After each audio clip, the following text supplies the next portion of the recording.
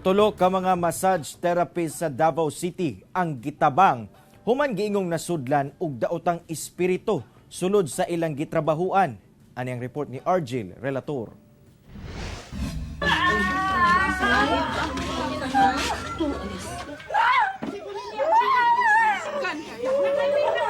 Gipugnan ug maayo kining tulo ka mga babae samtang ginatambalan sa faith healer nga si Madam Virgie.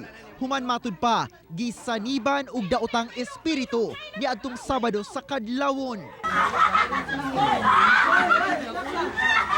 Nasayrang pulos mga massage therapist ang tulo sa usa ka spa sa Matina, Davao City.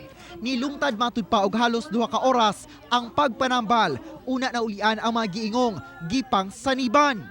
Nagpahigayon gilayon og ritual sa maong spa, diin gipalinaan ang palibot ug naghalad sab og mga pagkaon at tubangan sa nakasinding mga kandila. Si Jonathan, pumisahin ninyo. Kay ang iyang kalag karon din nagkundinar. Kung kinsa man itong mga empleyado pa nga na-involved din ining lugar, pasayloa sila sa ilang mga sala. Kay sila wala sila nakahibalo.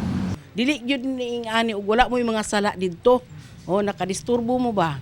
Na sa diha na mao na to akong giblessingan na didto, ako nang gipalinaan, gibless na ako, gipakaon na to akong halad-halad. Dito na ulian na sila. Una pa man ang giingong pagsanib, nag-inom matud pa ang mga biktima, agig pampawala sa kakapoy, sa dihang. Naasalay ka ng murag sounds nga horror-horror ba? Nagsilpi-silpi sila sa iyo sayaw. Pag ang isa ato natulog na, ang kahibalaan nila itong isa dito kay di makatulog kay murumag ka nang magkirig-kirig ba sa kasabot sa iyong sarili. Sumala pa nga ikatulo na matud pa nabaligya ang property kung asa nakatukod ang spa, sanglitaw-an gayud kuno ang maong lugar.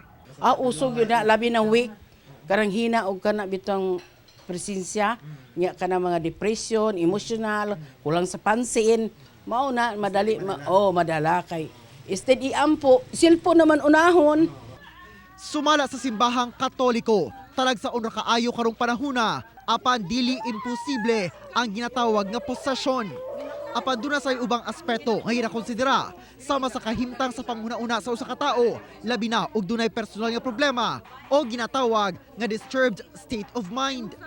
Gipahinumdum sab sa simbahan nga ang pag-ampo og hugot nga pagtuo sa labawng makagahom ang pinakagamhanang pamaagi aron malayo sa daotang espiritu. Sa history sa simbahan na apo na kana amang gitawag sa simbahan nga mga exorcist.